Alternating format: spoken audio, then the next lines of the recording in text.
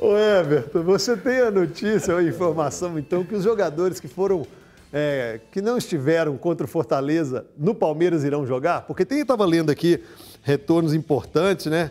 O Gustavo Scarpa não foi utilizado contra o São Paulo, pode jogar, mas olha só, Breno Lopes, Felipe Melo e Danilo estavam com suspensão contra o Fortaleza, ou seja, não jogaram contra o Fortaleza. Será que eles vão a campo? Gabriel Menino, que estava na seleção? Desprezar essa possibilidade, não. Porque são... Até porque, uma coisa que eu imaginei, sabe aquele lance assim, vamos trazer o Pitbull para marcar o Hulk. Pra tentar intimidar, para chegar mais firme. Essas porra aí que os caras adoram. Desculpa, falei aqui, ó. Sai de vez em quando. Faz parte. Gabriel Menino, voltando de seleção olímpica. Felipe Melo, Breno Lopes, Danilo, cumpriram suspensão contra o Fortaleza. Gustavo Scarpa não jogou contra o São Paulo. Luiz Adriano está liberado do departamento médico livre de contusão. Pode ser relacionado. Então, assim, são jogadores que não foram a campo e que podem ir contra o Atlético. E são grandes nomes. Quem tem jogadores mais decisivos, Palmeiras ou Atlético? Jogadores mais decisivos? Acho que o Palmeiras. Você, Gomides, quem tem jogadores mais decisivos, Palmeiras ou Atlético? Mas o mais decisivo é do Atlético. O Hulk. Você muretou. O Hulk é o mais decisivo de todos. Muretou ou não muretou, Gris? Não, você falou... Muretou e errou por muito. Então, peraí. Os jogadores ou o jogador? Não. Falei, quem tem jogadores mais decisivos? O Hulk decisivos? é o jogador mais decisivo do campeonato. Se você pegar num contexto, num todo, o Palmeiras tem uma quantidade maior. Muretou feio. Rude. E você? Rude. Boa tarde. Boa tarde, Everton. Boa tarde quem está em casa nos acompanhando aí. Um ótimo final de semana para todo mundo.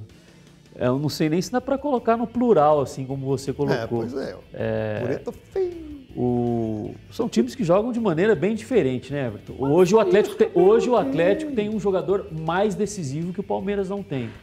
O Palmeiras ele é um time que depende muito mais da divisão ali, né, dos números de cada jogador, né, das assistências do Scarpa, com as finalizações ali o Luiz Adriano está voltando agora, mas estava machucado, né, ainda não fez muitos gols no Campeonato Brasileiro, mas quando ele está à disposição de ser o definidor, o Luiz Adriano, é um time um pouco mais coletivo do que é o Atlético, né?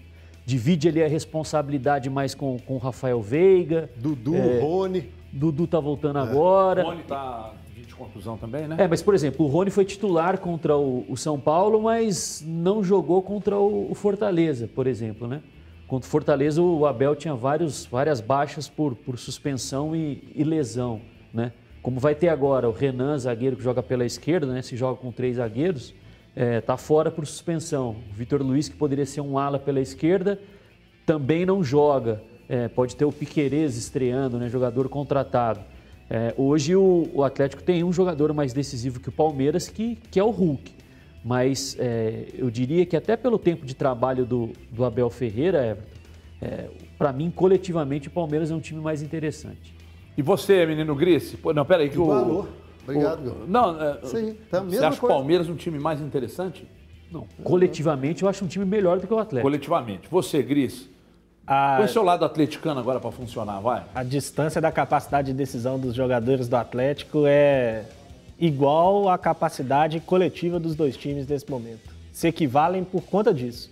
O Atlético tem peças muito mais decisivas do que o Palmeiras, que é o que falta ao Palmeiras muitas vezes, né? Um time muito bom, um elenco muito equilibrado, mas que às vezes falta o jogador capaz de decidir, né? De resolver jogos. O Dudu voltou com essa expectativa, mas ainda, desde que chegou, está bem distante disso. E o Palmeiras não tem, né?